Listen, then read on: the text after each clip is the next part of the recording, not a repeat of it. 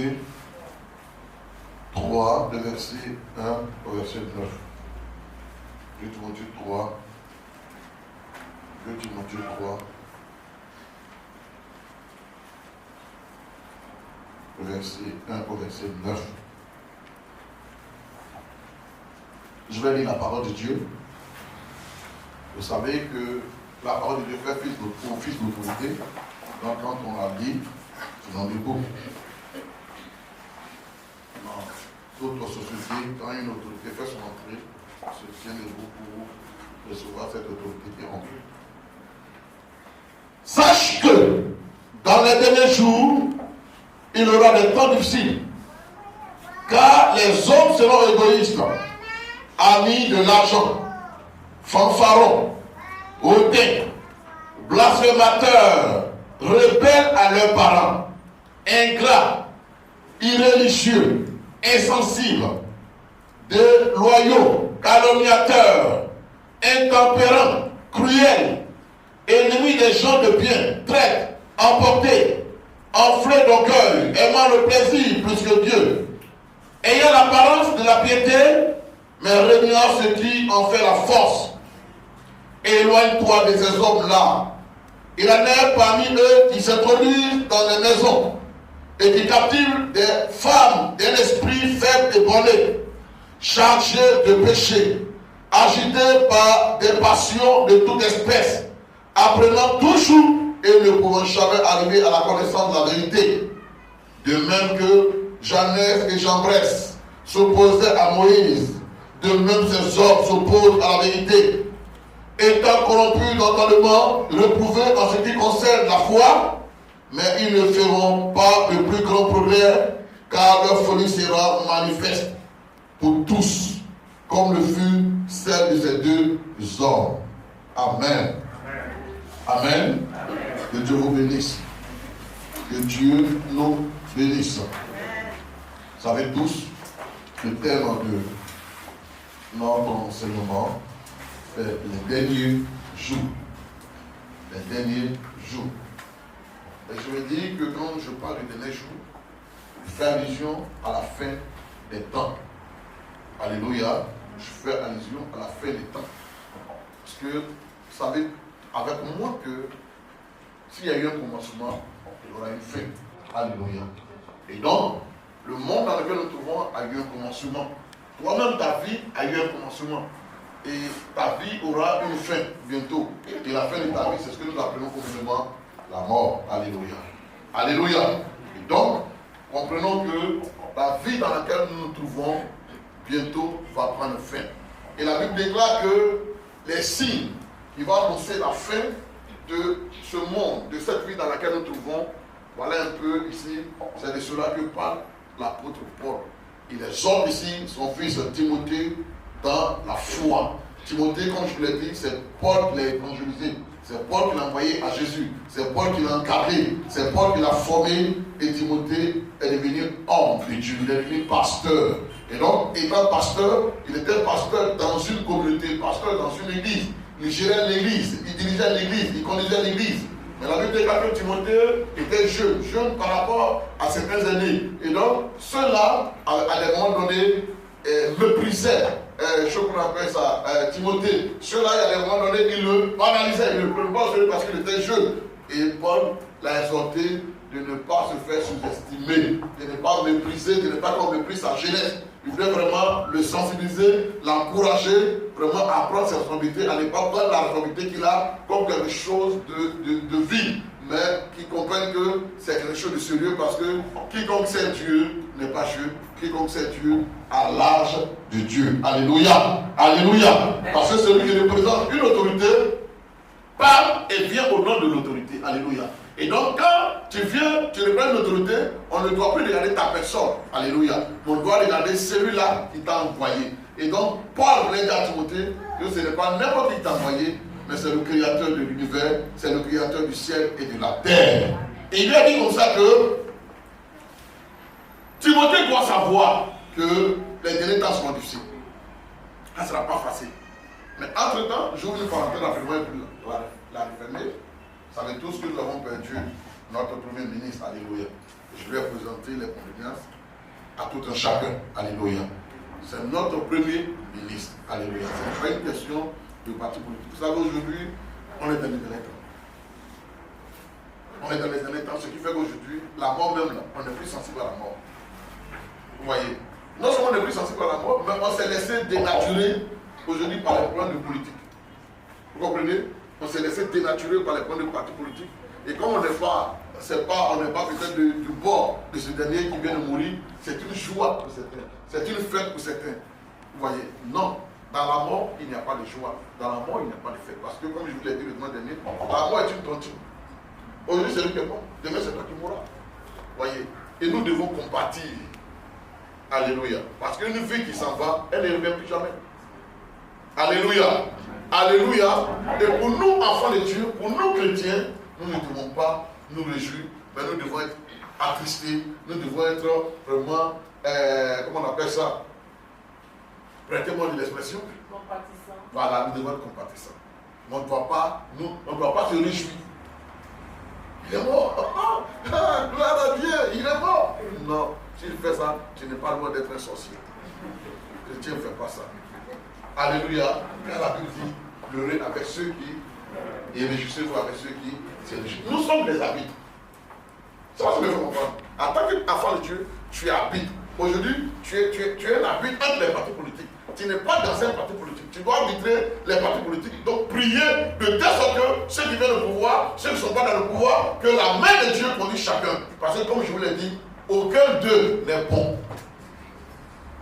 Alléluia. Aucun d'eux n'est bon. Vous me direz, mais pourquoi parce que tu peux dire ça? Je le dis parce que, mais moi je suis dans le pays là, je vois. Aucun d'eux n'est bon.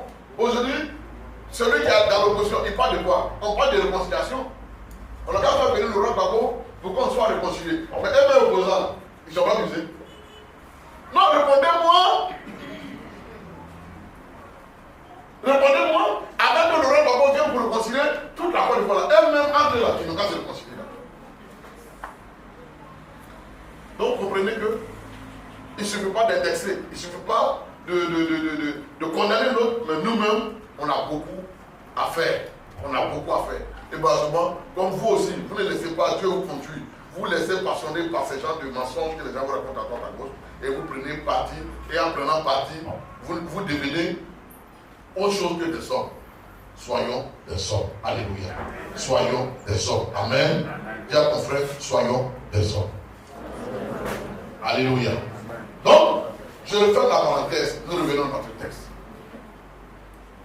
Paul dit à Timothée que quand vous lisez bien ce texte, c'est vrai que c'est un texte qui parle de tout le monde d'une manière générale. Mais ce texte-là parle plus précisément des enfants de Dieu. Parle plus précisément de l'église de Dieu.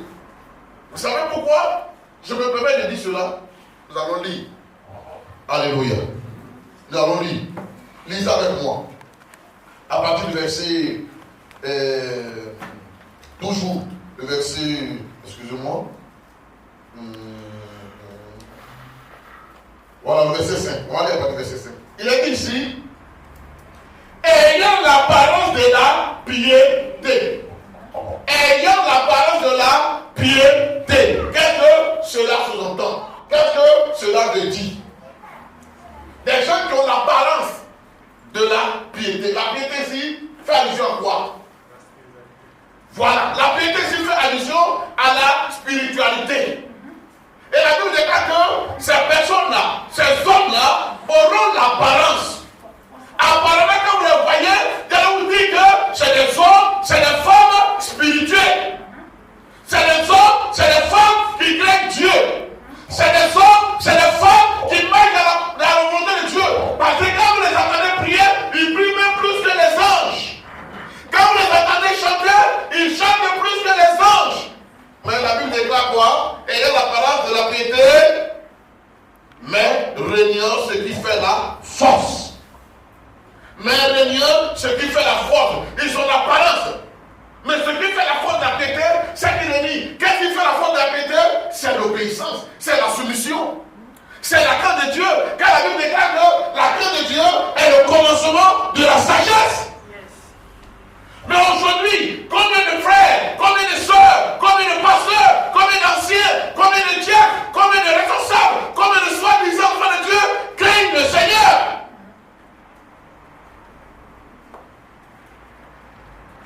Apparemment, quand on nous voit, apparemment, quand on nous regarde, apparemment, quand on nous entend, on dit oui, il connaît Dieu. Oui, elle connaît Dieu.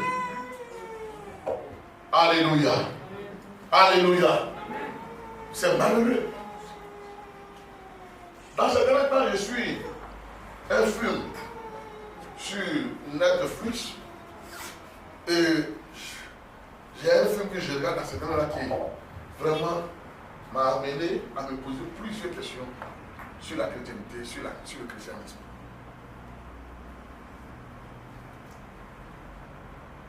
Le film a pour thème Green Lift. Green Lift. Et ça parle d'une famille, d'un homme de Dieu, d'un pasteur aux États-Unis. Il y a une église, une grande église qui prend il a 4000 membres. C'est l'église du Calvaire. L'église du Calvaire. Il a 4000 membres. Et l'église fonctionne comme une entreprise. Sa femme est appelée la première dame. Il a l'un de ses fils, son fils est né, il est pasteur dans l'église. Sa fille est née, elle est pasteur dans l'église. Sa fille, comment on appelle ça? Cadette, elle est, comment on appelle ça? Elle est chante, c'est-à-dire qu'elle dirige la chorale. C'est une famille qui est engagée. Ils ont commencé l'église depuis des années. Ils sont dans leur 40e année. Et donc l'église a grandi parce qu'au départ c'était une petite église, une petite chapelle. Et le pasteur, pour que, comme c'était une petite chapelle, ça ne marchait pas, il a fait mettre le feu dans l'église. D'abord il a scellé l'église, et puis il a fait mettre le feu dedans. Et quand il a fait mettre le feu dedans, l'église a brûlé. Et l'assurance est venue à payer le pasteur. Donner beaucoup d'argent, il a construit une grande église avec ça. Mais il a fait croire aux autorités de la ville que c'est une incendie involontaire. Mais en réalité, c'est lui qui était à la place. Mais c'est pas ça qui a pris son attention. Ce qui va attirer mon attention, c'est que la fille du pasteur qui est chante, c'est elle qui est chargée de recruter les chantes, les chefs choristes pour venir diriger l'église. Elle est mariée à un homme qui vient dans l'église, mais elle ne savait pas que le jeune était homosexuel. Et puis, comme ils sont mariés légalement, ils ont cherché à avoir un enfant après 3 ans de mariage et ils ont eu un enfant. Mais à un moment donné, le monsieur, comme il est homosexuel, c'est quelque chose qui est en lui, alors cette nature a commencé à se réveiller et il a à nouveau commencé à chercher les homosexuels à partir du net. Et ça créait un froid entre lui et son épouse. Mais l'épouse, qu'est-ce qu'elle va faire? Comme elle cherchait un chef choriste, elle allait chercher un homosexuel. Le monsieur lui a dit, je suis homosexuel. Elle dit, c'est pas un problème. Tant que tu sais faire ton travail, le reste là n'est pas important. Viens, tu vas diriger la chorale. Et le monsieur est venu diriger la chorale. Elle s'attendait bien avec lui. Vraiment, les choses bougeaient.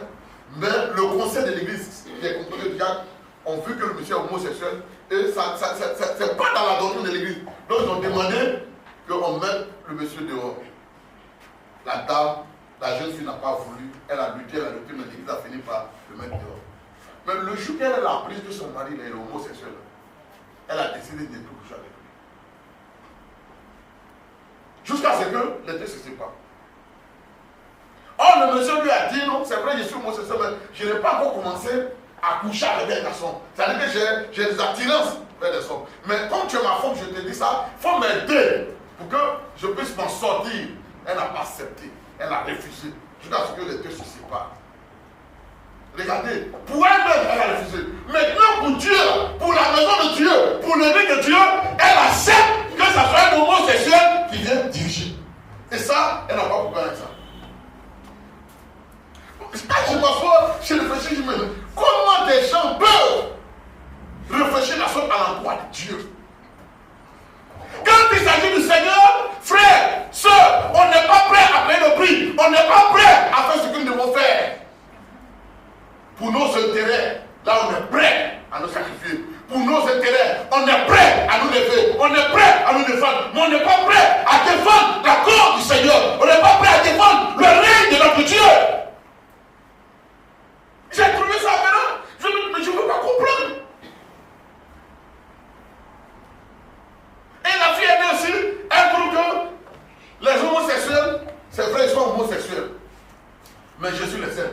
Oui, c'est vrai, Jésus les aime. Mais Jésus n'aime pas ce qu'ils font. Donc, pour eux, on a qu'à laisser tout le monde venir dans l'église, même occuper des postes, même s'ils sont homosexuels, même s'ils sont lesbiennes, en train de laisser venir. Que Jésus est amour. Et il y a une diaconesse qui vient dire, c'est vrai, Jésus est amour, mais il a des principes. Ça, c'est diaconesse qui va dire ça au pasteur.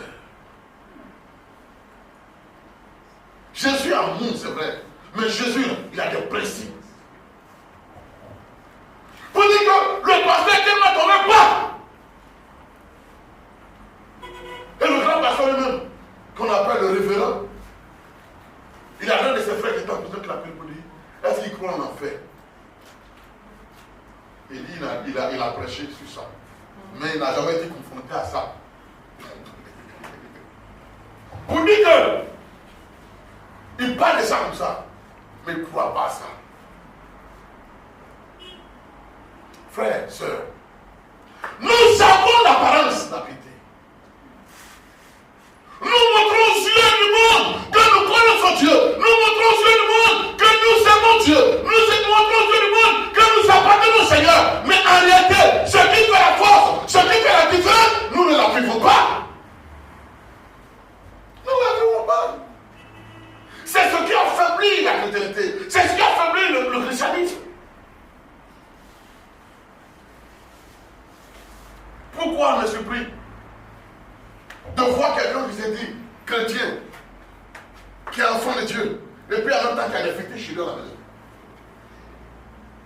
C'est vite. Même ce matin, je parle. Toi qui me comptes, toi qui me regardes, certainement tu en as. Chez toi à la maison, tu es un fétiche. Tu es un canari. Tu as senti de sécurité. Tu es une banque. Parce que la dame dit, aide-toi, le Seigneur t'aidera.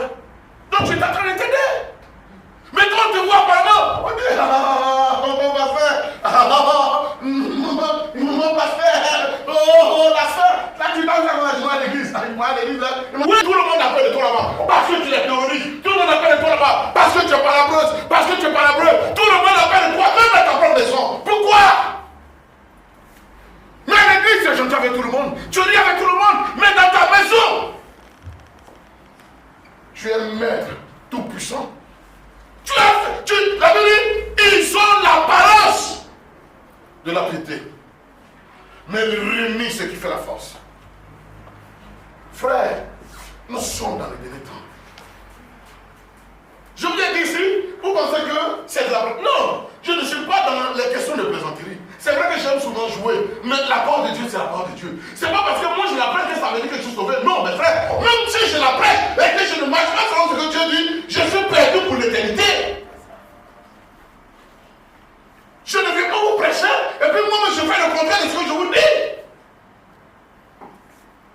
Je suis avec un frère, je suis avec une soeur. Apparemment, je crois que c'est un bon frère. Apparemment, je crois que c'est une bonne soeur. Mais après le culte, on finit le culte, où il me conduit là, où il me dirige là, je crois que non, ça va affecter ma foi.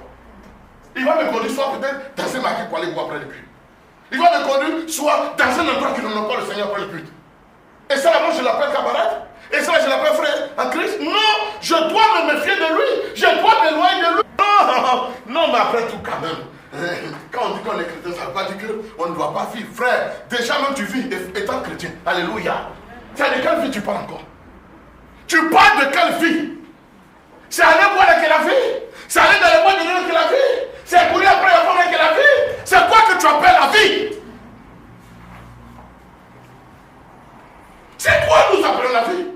Aujourd'hui, nous sommes en train, oui, de faire entrer le monde dans l'église. Aujourd'hui, quand on regarde l'église et quand on regarde le monde, il n'y a pas de différence. La seule chose, c'est que le matin, dimanche matin, on se coupe le sommeil pour venir nous asseoir ici. Mais en ce qui concerne, vive la parole de Dieu. En ce qui concerne,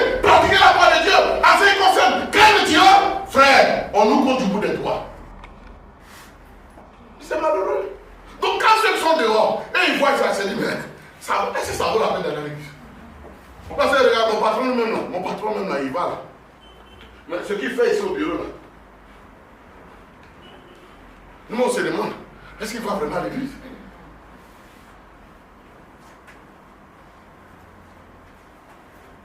Dans le film, pour ceux qui ont Netflix, je vous apprends de regarder là.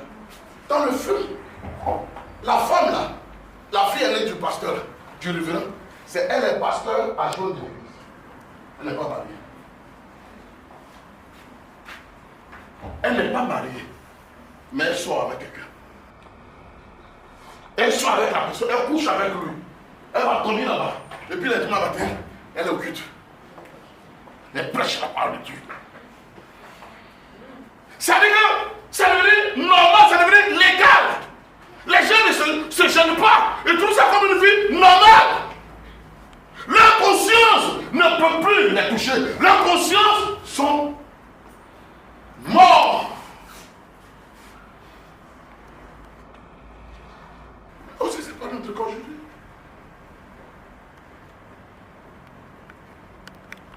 Est-ce que ce n'est pas ton cas? Est-ce que ce n'est pas mon cas? Où on a des maîtresses, où on a des maîtres, où on a des copains, où on a des copines. Et dans le film, il y a le fils aîné qui est pasteur aussi. Ils ont une fille. La fille, je crois qu'elle a 17 ans. Mais la fille, elle fume drogue. 17 ans. La fille, elle couche chez les gens. Les jeunes, un jeune qui chante le goût musical, elle couche avec lui. Son papa, pour l'occuper dans l'église, elle fait partie de ceux qui font l'offrande. Donc au moins, elle pas son panier qu'elle a fini de faire l'offrande. Au moins, ils sont très bénis l'offrande. Elle voit l'offrande là. Frère, c'est un film cassé. Ça, j'ai regardé avec maman, je lui ai dit ça. Elle dit, mais est-ce que ça, on ne peut pas projeter? On ne peut pas parce que c'est au moins plus de 20 séries. Ça, tu vas projeter comment? Peut-être c'était une série, des séries, on va dire, on va projeter, mais frère, c'est ça la vie de l'église aujourd'hui. C'est ça la vie des frères aujourd'hui. C'est ça la vie des hommes de Dieu aujourd'hui. Aujourd'hui, nous sommes obligés, certains sont obligés d'aller voir des marabouts pour prendre des cliches. Pourquoi la puissance? Pourquoi? Parce que c'est la demande. Le peuple la demande. Le peuple demande des hommes de Dieu puissants. Le peuple demande des hommes de Dieu qui sont forts. Le peuple demande des hommes de Dieu qui voient clair. Le peuple demande des hommes de Dieu qui arrivent à changer les temps, qui arrivent à changer les circonstances. Donc les hommes aussi, comme aussi la demande est forte et qu'ils n'arrivent pas à avoir cette puissance, ils sont obligés de faire recours au diable. Ils sont obligés d'aller demander service à Satan pour venir faire la guérison, la délivrance, pour venir faire le miracle. Et c'est derrière cela que les gens courent aujourd'hui. Ils ont l'apparence de la piété, mais ils renient ce qui fait la force. Ce qui nous rend pieux là, ils renient ça. Ce qui nous rend pieux, c'est la prière. Ce qui nous rend pieux, c'est le jeûne. Ce qui nous rend pieux, c'est la sanctification. Ce qui nous rend pieux, c'est la crainte de Dieu. Mais ils évitent ces choses-là, ils renient ça.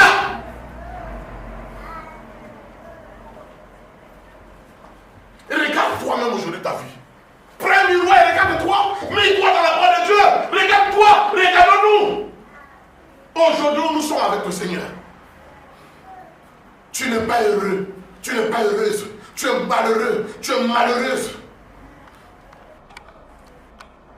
Les anciennes choses que tu avais oubliées, que tu avais laissées, aujourd'hui tu es retourné dans ces choses-là.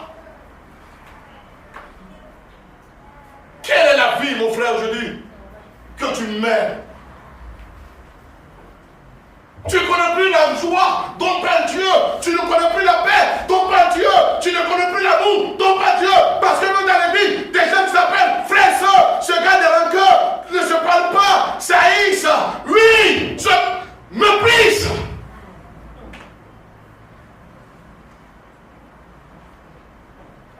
Frères, nous sommes à la fin des temps. Nous sommes à la fin des temps.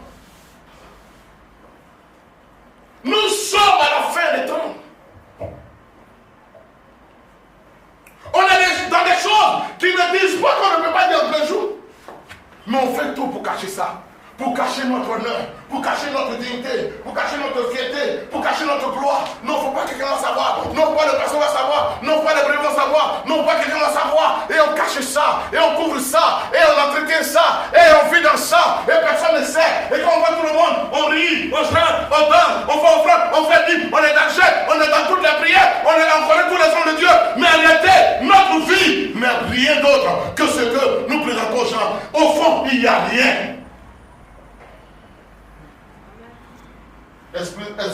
signification de cette expression, comme quelqu'un peut le dire? C'est ton caleçon qui est gros. Quand on voit ta vie chrétienne, quand on te voit, apparemment, tu es arrivé quelque part. Oh, en réalité, tu n'es pas arrivé quelque part. Tu n'es même pas quelque part. Tu es fléqué, tu es léger, tu ne pèses pas.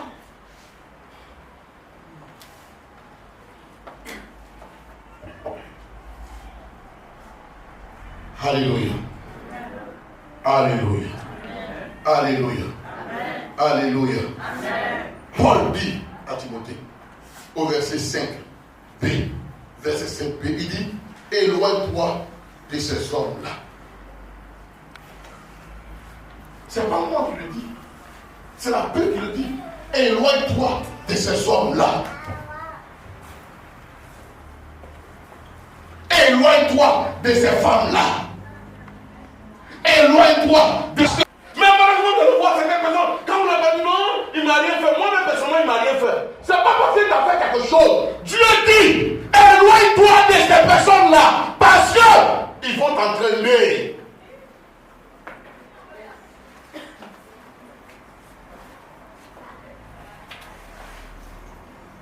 La fille du pasteur, je référence sa fille aînée, qui est pasteur adjoint, elle a une fille. Son petit frère, qui est le fils aîné, elle a une fille. Il a une fille. Et comme ce dernier-là, sa fille a joué, elle fume. Elle se prostitue. Elle veut entraîner l'autre, sa cousine, aussi dans ça. Elle va entraîner sa cousine dans ça. Elle sort avec quelqu'un, un jeune qui la frappe. Le jeune est dans la mais quand il la prend, je crois, il la bastonne. Mais elle trouve que ça là, le monsieur là, le jeune là, là c'est l'amour qu'il a. Elle est prête à tout faire pour aller avec ce jeune là. Et ses parents lui ont tout arraché. Son portable, tout ce qu'elle avait, le même paquet dans sa portable. Mais quand elle s'approche de sa cousine là, elle veut utiliser l'ordinateur de sa cousine pour rentrer en contact avec le jeune. Le portable de sa cousine pour rentrer en contact avec le jeune. Et sa cousine a découvert ça. Sa cousine, elle est chrétienne, elle s'est fait baptiser. Elle enseigne à l'école le dimanche. Elle lui a dit, mais moi je ne te comprends pas. Il a été frappé. Qu'est-ce que tu fais derrière lui? Elle dit, tu m'emmènes. Tu veux dire quoi? Toi, tu veux dire que c'est toi qui connais Dieu? Toi, tu veux dire que c'est toi qui crains Dieu? Toi, tu veux dire que c'est toi qui défends les rois de Dieu? Que c'est nous qui sommes les pécheresses? Et souvent, il y a des gens comme ça qui sont devant vous, qui cherchent à vous culpabiliser, qui cherchent à vous culpabiliser. C'est-à-dire, à vous dire, c'est quelque chose pour dire, toi, tu veux dire quoi? Nous, là, on était dans l'église avant. Toi, tu viens d'arriver avant-hier. C'est pas toi la croix venir. Tu dois m'avoir quoi dans Jésus? Moi, je suis là, je suis Dieu, je suis ancien. Frère, Dieu ancien, c'est rien. C'est rien. Il n'y a pas d'ancien là-bas. On peut te reprendre. Après tout, tu es un frère. Après tout, tu es une soeur. Et quand vous venez vers ces personnes pour essayer de les conseiller, pour essayer d'attirer l'attention, c'est là qu'ils vont. Toi, tu veux me dire quoi? Toi, tu veux dire quoi? Mais c'est pourquoi ta vie est comme ça. Un véritable enfant de Dieu est humble. Un véritable enfant de Dieu est humble. Il accepte tout ce qui vient vers lui. Tout ceux qui viennent. Lui-même lui donne le conseil. Moi-même, votre pasteur, souvent, il me donne le conseil. Mais je ne rejette pas vos conseils. Je ne dis pas, fous-moi la peine là-bas, tu ne vas pas révéler ça d'homme, alors je ne suis pas prêt à te dire non! Si tu arrives à ce niveau-là, tu vas te perdre, mon frère. Les deux sont obligés de se battre. Parce que la petite a dit à sa cousine, je vais te gifler. La cousine dit d'accord, gifle-moi. Avant de conseiller, je te donne, tu te dis, qui est dans ça? Vous savez, quand vous dites la vérité à quelqu'un, ça fait mal. Alléluia. Frère, tu es de quel camp? Tu es dans quel camp? Tu es dans le camp de Dieu ou peut-être tu es dans le camp du monde? Tu es dans quel camp? Tu es de quel parti?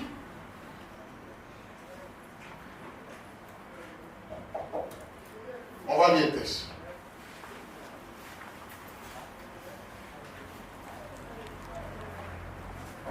On va lire.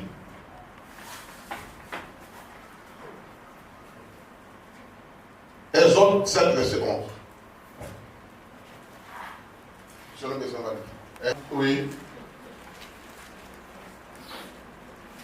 Mais Pharaon appela des sages Oui. et des enchanteurs Oui. et les magiciens d'Égypte, Oui.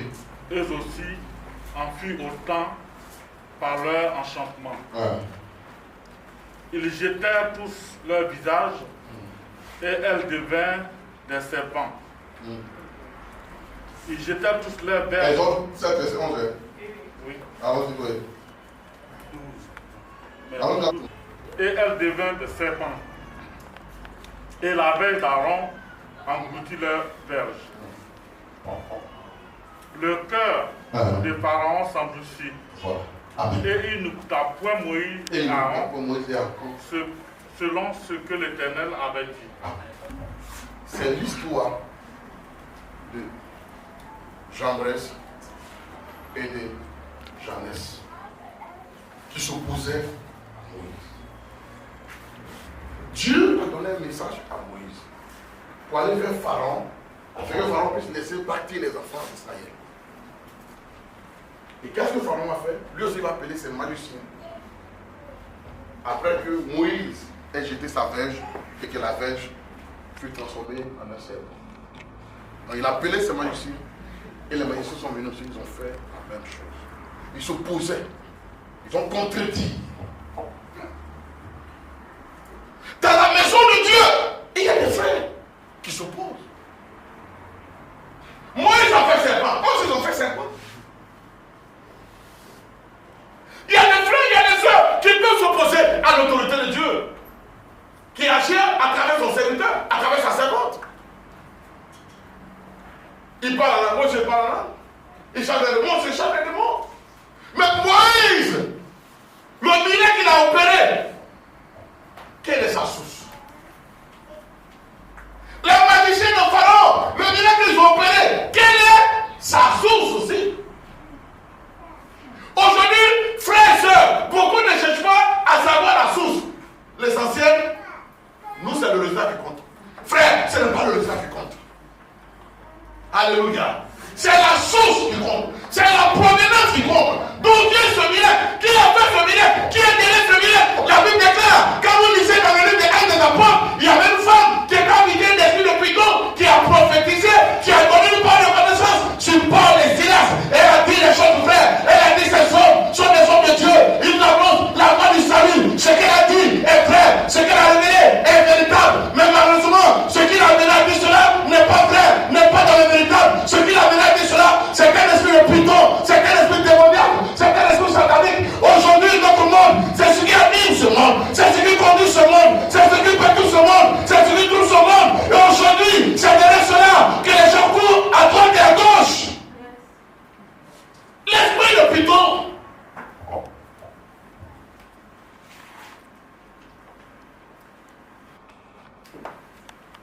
Mon finish, on a chassé l'esprit là.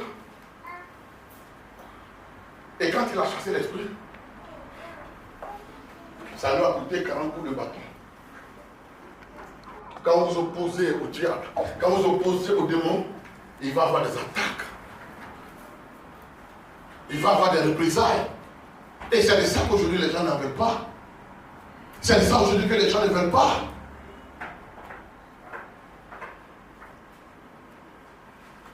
Alléluia. Paul dit, éloigne-toi de ces hommes-là. Il dit, il y en a parmi eux qui s'introduisent dans les maisons. Qui s'introduisent dans les maisons. Et qui captivent des femmes d'un esprit faible et borné, chargées de péché, agitées par les passions de toute espèce. Les femmes agitées par les passions.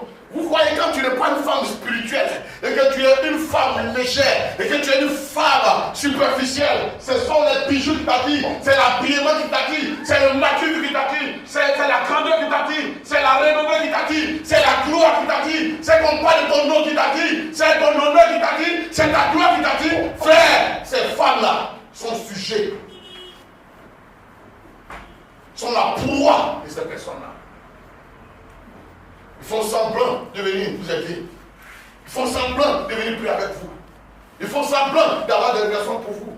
Et comme vous croyez à tout, et vous mettez du sel dans toutes les sauces, alors il y a la plupart de ces personnes-là qui viennent vous dévaliser, ils viennent vous dire non, que vraiment avec le problème que tu m'as expliqué là, Dieu vient me révéler que je dois t'encadrer, Dieu vient me révéler que je dois faire Dieu te donne des enseignements, il vient te montrer des secrets dans la Bible que tu ne connais pas. Tu sais, les parcours passés, les démons disent partout. Je vais te dévoiler les choses. Parce que j'ai fait une expérience avec le Saint-Esprit. Parce que le Saint-Esprit m'a montré certaines choses. Donc je viendrai t'enseigner. Je vais t'enseigner la grandeur, la puissance, la profondeur, la largeur de la gloire de Dieu. Et quand il te dit ça, tu es ébloui. Quand il te dit ça, tu es séduit. Tu dis, papa, viens vite m'enseigner.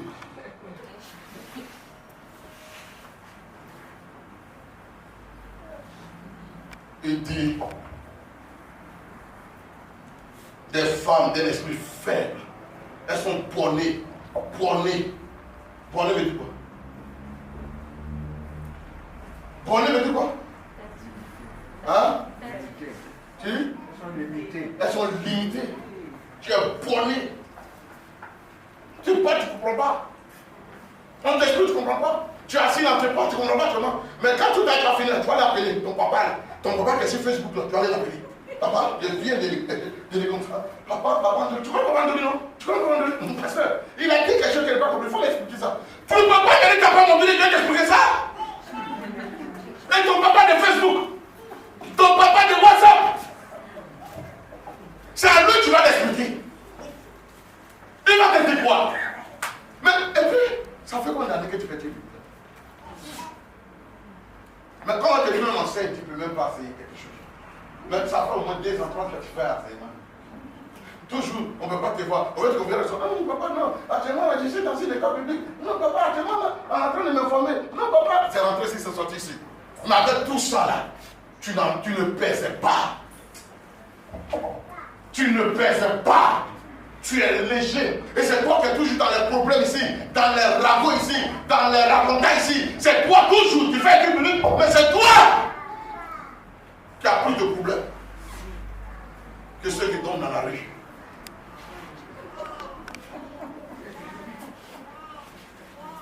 On dit apprenant toujours et ne pouvant jamais arriver à la connaissance de la vérité.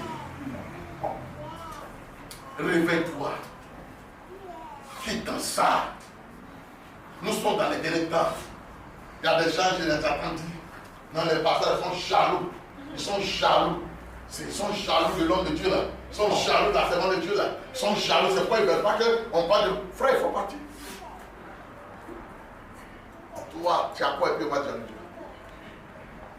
Tu as quoi? Non. Qu'est-ce que tu as? Au contraire, moi-même quand tu t'en vas là, ça me libère de beaucoup de choses. Pas tous les jours, tu vas poser les mêmes questions. Moi, je te réponds, mais tu poses les mêmes questions. Donc si tu t'en vas là, je vais me reposer un peu. Moi, jaloux de toi. Ils sont jaloux de mon don. Ils sont jaloux de mon ministère. Ils sont jaloux de mon... La fois dernière, dimanche passé, j'ai reçu un frère ici. Je l'ai repris. Il n'a pas reconnu. Le frère Tissot. Le frère Tissot de l'église. Il se parle dans les derniers temps. Et il y a des choses avec lesquelles moi je ne joue pas. Je ne plaisante pas. Il faut qu'il y ait là. Je ne joue pas avec les gens. C'est pas quand quelqu'un dit non, je viens faire l'église. On ne demande pas pardon à quelqu'un de l'église. Alléluia. On ne demande pas pardon. Tu viens là, tu ne viens pas pour moi. Tu penses que c'est tes offrandes là, à cause quand tu es venu. C'est pour ton âme. Tu n'as pas d'offrande. Ça, c'est pas mon problème. C'est pour ton âme. Quand tu viens pour écouter la voix de Dieu, ça va te permettre de grandir, c'est tout. Donc on ne demande pas pardon à quelqu'un d'aller de venir à l'église. La même année qu'on ne demande pas pardon à quelqu'un d'aller à l'école, c'est comme ça qu'on ne demande pas quelqu'un pardon de venir à l'église. Il ne faut pas partir à l'école. C'est ton problème. Demain, là-bas, c'est moi. C'est toi qui es là, tu es toujours jaloux. Tu vois les autres, ils vont tout droit, tu vois les autres se prostituer. C'est pas prostitution, il est pas à l'école. Donc quand il est parti à l'école, il a eu un niveau, il a eu des diplômes, il doit travailler. Pourquoi tu ne peux pas travailler? Et tu trouves que non, les sorciers sont des... C'est pas sorcier. Ton niveau là, tu ne peux pas te donner un travail. C'est pas sorcier. Ça n'a rien à voir avec sorcellerie. Excusez-moi. On voit les sorciers partout. Tu as quel niveau? Tu as quel niveau? Même quand il y a la carte de Dieu, frère. Même quand il y a la carte de Dieu, frère. Il faut avoir au moins un niveau. Tu n'as pas niveau CP2. Niveau CP2, il va faire le travail. CP2 là, il y a un machin qui fait son travail. Alléluia. On cherche des cerveaux. On ne cherche pas des mains, on cherche des cerveaux, des pensants, des gens qui pensent. Tu dis j'ai la force. Frère, t'as là qu'on fait là, c'est pas faire de force. C'est l'intelligence. Il faut gagner en temps. La force là, ça prend trop de temps. Alléluia. Alléluia. Amen.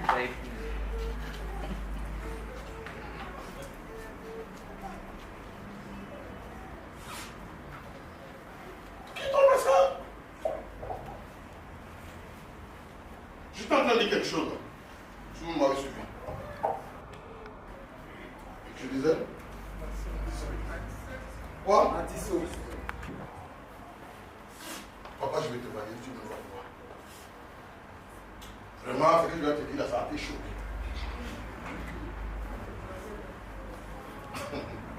Je dis, moi, c'est quoi je n'ai pas vu. Et puis je vais voir aujourd'hui avec quoi ça a été choqué. Le roi de quoi a dit, c'est que vous voulez faire la fête. Où est-ce que je ne coupe plus? Ce que tu veux faire, il faut faire. Ce que tu veux dire, il faut dire. Non.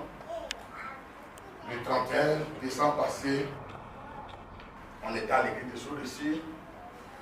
Et quand on a fini de prier le premier, papa Jean-Mathis a dit on a fait les accolades pour souhaiter la meilleure vœu aux uns des autres. Au moins j'étais en train de souhaiter les meilleurs vœux aux uns des autres. J'ai entendu une voix qui m'a dit c'est ton dernier vœu que tu fais ici. C'est ton dernier vœu que tu fais ici. Je vais t'envoyer auprès d'un homme de Dieu, d'un prophète, pour te former. C'est ton dernier que tu fais ici. Et lui-même, vraiment, il comprenait. Il n'a pas compris. Et ça l'a traumatisé. Après, il allait encore dormir. Il est là, il a des visions, il fait des songes, il voit des choses, tout ça. Il est assis là, le gars.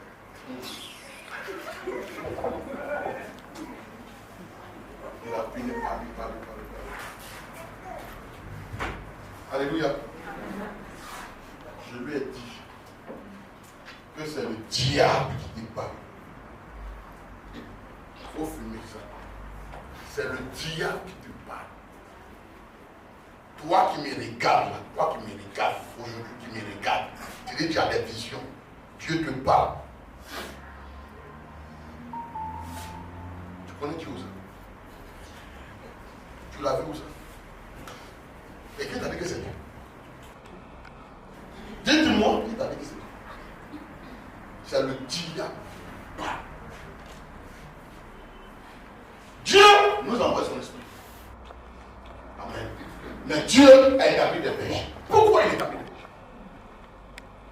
Même quand il envoie son esprit, pourquoi Dieu établit des bergers? Un berger, c'est qui? Le berger, c'est le pasteur. C'est celui qui veille sur nous, c'est celui qui nous encadre, c'est celui qui nous oriente, qui nous dirige. Mais avec ça, il y a l'esprit. Oui. L'esprit n'annule pas le rôle du berger. Le berger n'annule pas le rôle de l'esprit. L'esprit va conduire, l'esprit va diriger, l'esprit va donner des messages, le berger va encadrer. Il va te cadrer, il va te dire que ça l'a fait. Ça dit, il va interpréter, il va t'orienter pour ne pas que tu te perdes. Parce qu'il y a esprit et puis esprit. Il y a trop de Dieu qui parle. Dieu m'a parlé, Dieu m'a parlé, Dieu m'a parlé. Lui, il a déjà fait les esprits de Dieu m'a parlé. Donc il saura t'orienter, il saura te conduire pour ne pas que tu te perdes. Sinon tu vas te perdre. Ça, c'est le rôle du berger. Maintenant, ce que toi tu viens de dire, c'est pas si tu comprends ça. Les rêves, les visions, la voix que tu as entendue qui t'a dit, c'est ton donné que tu vas quitter ici pour aller prier ailleurs auprès d'un prophète. C'est pas Dieu qui t'a parlé. C'est un démon qui t'a parlé. Parce que quand nous lisons la Bible déclare, lis ça avec moi. Lis ça avec moi. Voilà. Je lui ai dit ici la fin dernière que si Dieu m'a mis établi sur mon pasteur, c'est parce qu'il m'a donné. Souvent, j'ai vu certaines personnes me viennent raconter leur vie. L'Esprit de Dieu m'a dit. C'est dans T6 66.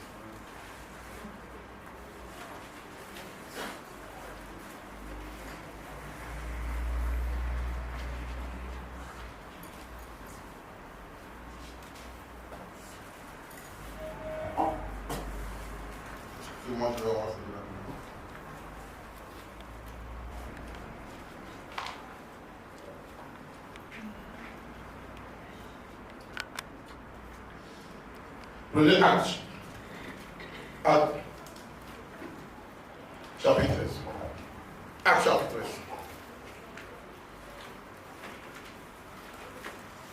Janvier, tu vas lire. Parce que c'est vous les jeunes là.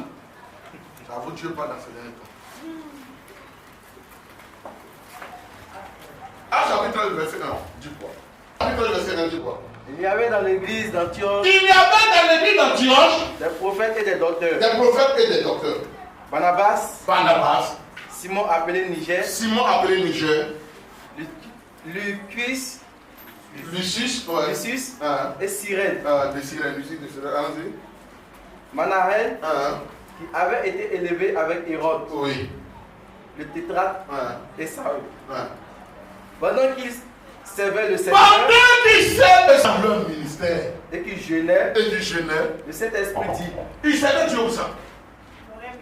Dans leur ministère où ça? À l'église où ça? À l'église locale d'Antioche. Alléluia. Ils étaient quoi? Ils avaient quel ministère? Prophète et docteur. Voilà. Ils étaient prophètes et docteurs. Et ils étaient dans une église. Et c'est dans une église qu'ils servaient Dieu. Alléluia. Alléluia. Ils servaient Dieu dans leur ministère. On leur a confié des tâches à l'église qu'ils occupaient. Alléluia. Ils servaient Dieu. Et ils gênaient et ils priaient. Ils gênaient et ils ne passaient pas tout le temps à gêner et prier. Ils gênaient quelquefois et ils priaient, mais tout le temps. Prier là, ça c'est tout le temps. Mais ils gênaient quelquefois. On ne gêne pas tout le temps. Si tu gênes tout le temps, tu vas mourir. Alléluia. Et c'est au moment que j'étais en train de faire cela que Dieu dit, mettez-moi à non, part que le Saint-Esprit dit, le Saint-Esprit a parlé. À qui le Saint-Esprit a parlé? Le Saint-Esprit a parlé à la congrégation, pas à un individu. Le Saint-Esprit a parlé à... C'est-à-dire quoi? C'est-à-dire que c'était peut-être un culte de dimanche, ils étaient en train de prier, c'est quoi? Il y a eu une prophétie. Une prophétie que tout le monde a entendue. Et la prophétie dit quoi? Allons-y. mettez-moi Pour l'homme à laquelle je les ai appelés, mettez-les à part. Ce sont des hommes qui sont spéciaux, mettez-les à part. C'est des personnes spéciales, mettez-les à part. Ne les conférez plus des tâches qui vont les couler dans l'église. Mettez-les à part parce que je les appelle à une autre tâche.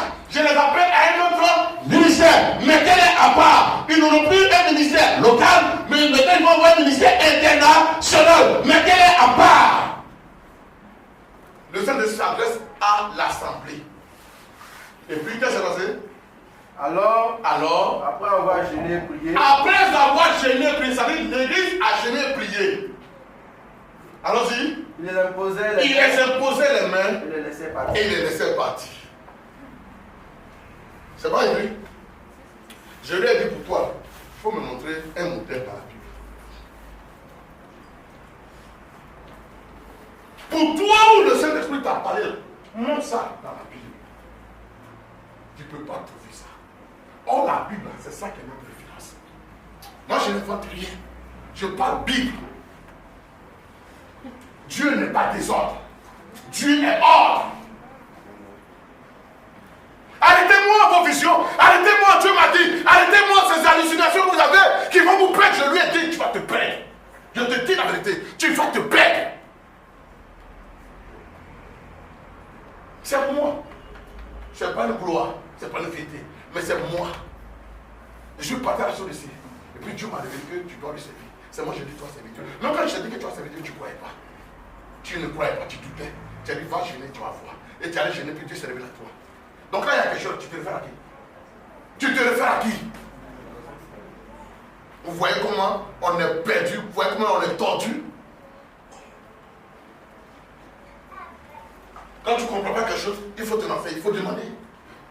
Et quand tu as des hallucinations, tu as vu des choses, je t'ai dit, tu vas te perdre. Quand vous lisez la Bible, vous n'allez pas voir Paul, il passe tout son temps à avoir des visions. Vous lisez, vous n'allez pas voir Jésus, tout le temps en train d'avoir des visions. Je peux vous citer, bibliquement parlant, le nombre de fois que Jésus a eu des visions. Le nombre de fois que Paul a eu des visions. Mais il ne passait pas tout le temps dans la journée. Il a 10 visions. Il avait. Frère! C'est Manu Ouattara qui est en train de parler. C'est pas ça. Des visions. Des visions. Tu as vision? Quand on va que c'est vous voyez pas que sur le mur, ils ont mis un œil. Un œil. Est-ce que vous savez ce que ça veut dire? D'accord. Prenez le dollar. Même œil là, ça est sur le dollar. Ça c'est le signe des illuminés. C'est le signe des démoniaques.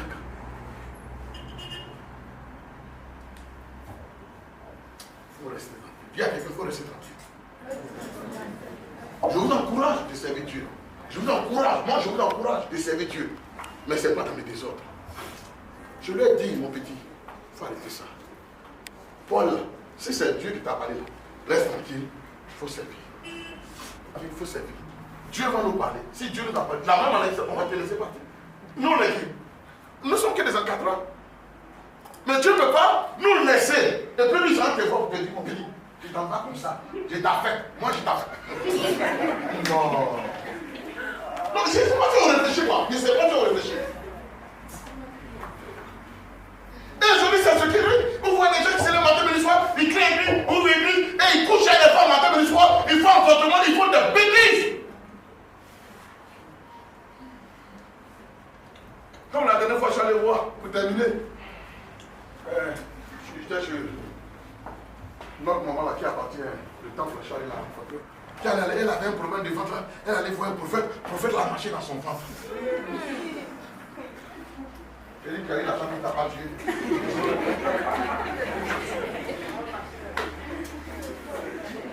Il y a un autre à la fois de moi, j'ai vu. Il est dans le barrique. Il se lave, il est dans le barrique, il se lave. Et puis les brebis la passent. Et il puise l'eau des barriques là. Il est dans, il boit. Et il y a quelqu'un qui écrit en bas. Et Dieu. Quand est-ce que l'Afrique va sortir de ça? Mais vous voyez ça, ça rabaisse l'humanité, ça rabaisse le genre humain. Et les gens pour leur bénédiction, le gens pour leur élévation, le gens pour leur service. Comment tu vas aller boire l'eau que quelqu'un lui-même, c'est la dit, quand c'est là, c'est l'impurité, l'eau qui le touche, ça devient ça, non, il boit. On boit par la foi. Tu auras la maladie aussi par la foi.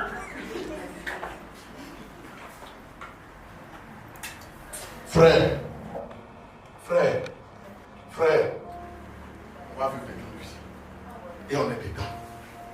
Si vous ne faites pas attention, vous allez vous perdre.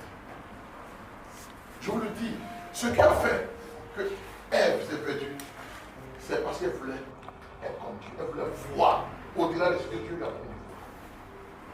Tu vas te perdre. Des gens devront te dire, vos pasteurs ne vous enseignent pas tout. On vous a pas enseigné le 7e livre de Moïse. Il y a des choses que vos pasteurs cachent. Moi, Dieu m'a révélé des choses.